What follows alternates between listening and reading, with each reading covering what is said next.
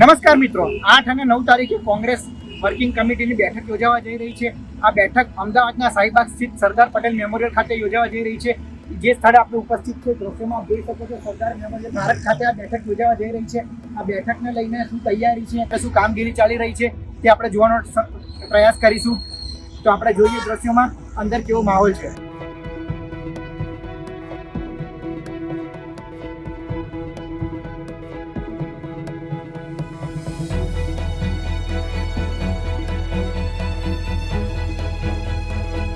અત્યારે આપણે જે જગ્યા પર ઊભા છે તે છે સરદાર પટેલ સ્મારક.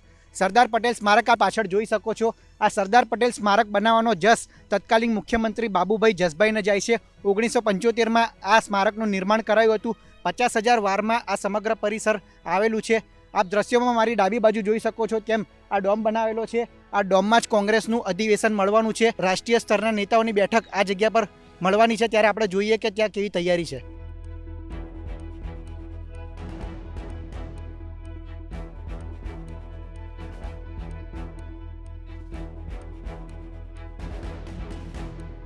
અત્યારે આપણે એ હોલ પાસે ઊભા છે જ્યાં કોંગ્રેસના રાષ્ટ્રીય અધિવેશનને લઈને બેઠક યોજાવાની છે. દ્રશ્યોમાં આપ જોઈ શકો છો કે ડોમ નિર્માણની કામગીરી ચાલી રહી છે.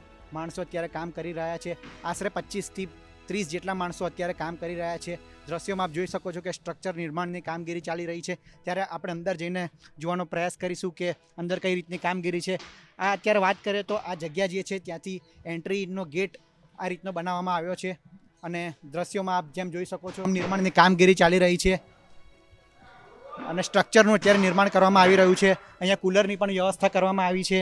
અને આપ જેમ ડોમનો દ્રશ્યો જોઈ શકો છો, જર્મન ટેકનોલોજીથી આ ડોમ બનાવવામાં આવ્યો છે. અહીંયા કુલરથી લઈને LED સ્ક્રીનથી લઈને તમામ વ્યવસ્થા અહીંયા કરવામાં આવશે.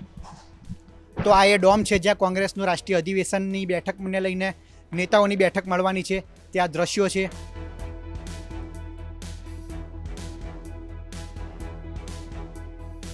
તો આ એ જ જગ્યા છે જ્યાં કોંગ્રેસ CWCની બેઠક મળવાની છે. આગામી 8 તારીખે આ જ જગ્યાએ કોંગ્રેસના નેતાઓની CWCની બેઠક મળવાની છે. ત્યારે આગામી સમયમાં શું નિર્ણય લે છે તે જોવા માટે આપ જોતા રહો ગુજરાત તક. નમસ્કાર.